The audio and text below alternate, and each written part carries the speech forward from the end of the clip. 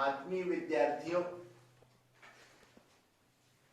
अपने पाठ्यक्रम हिंदी साहित्य के द्वितीय प्रश्न पत्र में संकलित क्रोध नामक निबंध के रचनाकार प्रसिद्ध आलोचक और समीक्षक आचार्य रामचंद्र शुक्ल जी हैं।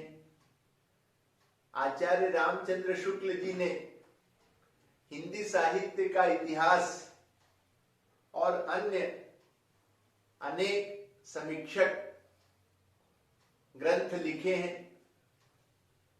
उनके द्वारा चिंतामणि भाग 1 और 2 में रचित उनके निबंधों का संग्रह है, जिसमें से क्रोध नामक निबंध अपने पाठ्यक्रम में शामिल है।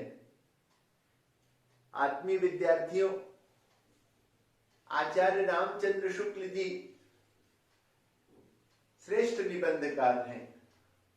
उन्होंने मानव मन के अनेक मनोविकारों पर लेखनी चलाई है।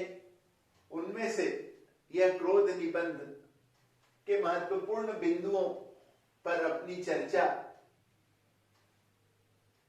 प्रारंभ है। आचार्य रामचंद्र शुक्ल जी ने क्रोध का एक रूप अपरिष्कृत क्रोध बताया है। आत्मीय विद्यार्थियों, अपरिष्कृत क्रोध अर्थात ऐसा क्रोध जब हम यह विचार नहीं करते कि जिससे हमें दुख पहुंचा है उसमें दुख पहुंचाने की इच्छा थी अथवा नहीं, और हम क्रोधित हो जाते हैं और क्रोध में आकर उसको नुकसान पहुंचाते हैं। इसके 2-3 अच्छे उदाहरण आचार्य रामचंद्र शुक्ल जी ने दिए हैं कि चाणक्य ब्राह्मण रास्ते में जा रहे थे, मार्ग में कुश उनके पैरों में, कांटे उनके पैरों में चुभे तो उन्हें क्रोध आ गया और वे वापस लौटे, कुदाल ली और मठा लिया और उन सारे कुशों को उखाड़ उखाड़ करके उनकी जड़ों में मठा डाल दिया ताकि वे कुश फिर किसी के पैरों में न चुभे। इतने वे क्रोधित हो गए। शुक्ल जी ने एक अन्य उदाहरण से बताया कि उन्होंने एक ब्राह्मण देवता को देखा जिन्होंने दिन भर अन्न एकत्र किया दान में, और शाम को जब भोजन बनाने लगे तो लकड़ियां गीली थी और गीली होने के कारण लकड़ियां नहीं जल रही थी और वो भूख से व्याकुल थे। तो उन्होंने जो पानी चावल आदि धोने के लिए रखा था वह पूरा का पूरा उन लकड़ियों पर चूल्हे में डाल दिया और गुस्सा होकर किनारे बैठ गए। इन दोनों उदाहरणों में यह स्पष्ट है कि क्रोध करने वालों ने यह विचार नहीं किया कि जिससे हमें दुख पहुंचा है उनमें दुख पहुंचाने की इच्छा थी अथवा नहीं, इसलिए ऐसा क्रोध अनुचित है, अपरिष्कृत है, ऐसा आचार्य रामचंद्र शुक्ल जी हमें बताते हैं। आगे वे अपने निबंध में क्रोध और दया के संबंध को स्पष्ट करते हैं। दया एक मनोभाव है, किसी का सहयोग करना, किसी की सहायता करना, उसके दुख से दुखी होकर। किंतु आचार्य रामचंद्र शुक्ल जी कहते हैं एक उदाहरण देकर कि नाम एक उदाहरण में दया का हुआ पर काम किया था क्रोध ने। कैसे कि सुनी राह में एक स्त्री को अकेले देख करके कुछ गुंडों ने, असामाजिक तत्वों ने उसका रास्ता रोक लिया, उसे तंग करने लगे।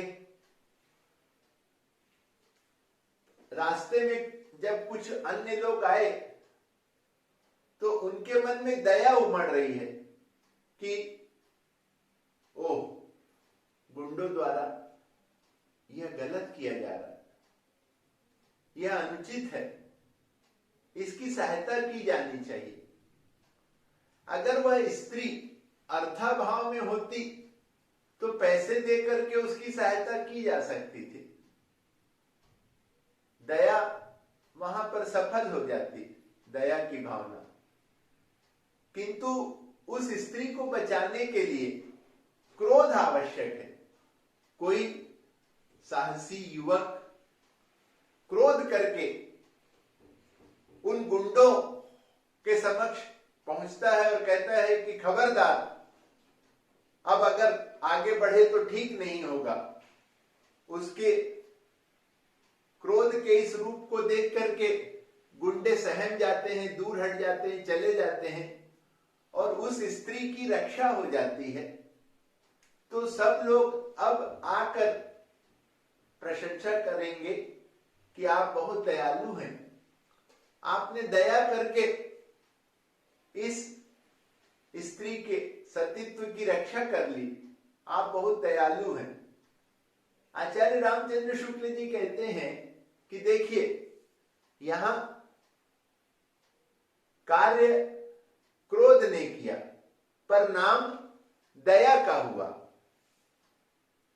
श्रेय दया को मिला। किसी ने यह नहीं कहा कि आपने क्रोध करके बचा लिया, सबने यह कहा कि आपने दया करके बचा लिया। यह क्रोध का दया भाव से संबंध है। आचार्य रामचंद्र शुक्ल जी ने अगले अनुच्छेद में क्रोध को शांति भंग करने वाला मनोविकार कहा है। हम सब जानते हैं कि एक का क्रोध दूसरे में भी क्रोध की भावना का संचार करता है। एक व्यक्ति ने किसी को दुख पहुंचाया तो वह भी बदला लेने के लिए या अपना अपमान समझकर वह भी तत्काल प्रतिक्रिया व्यक्त करता है। और हम सब देखते हैं कि कभी कभी इस कारण से समाज में शांति भंग हो जाती है और अनेक लोग घायल हो जाते हैं, अनेक लोगों को काफी चोट आ जाती है।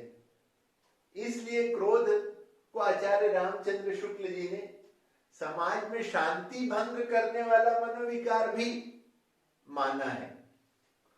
आचार्य रामचंद्र शुक्ल जी के निबंध में क्रोध के इन रूपों के चित्रण से हमें ज्ञात होता है कि क्रोध अपरिष्कृत से हम बचे,